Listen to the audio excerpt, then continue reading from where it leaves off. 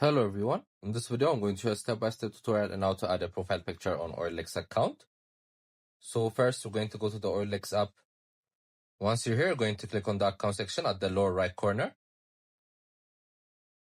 Then next you're going to click on the pencil button right under your name.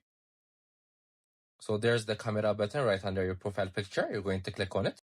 Then you're going to take a photo or choose from your gallery. So as you can see, I chose a picture from my gallery.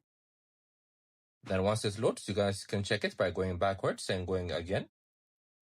So as you can see, I've changed the profile picture. That's how you do it. You guys can find this app in the App Store or Play Store as I've been mentioning it.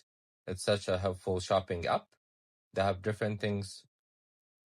We also have different videos in our how to tutorial playlist. Make sure to check them out. I hope you guys like this video. Subscribe for more, like for more, share for more. I hope to see you again. Goodbye.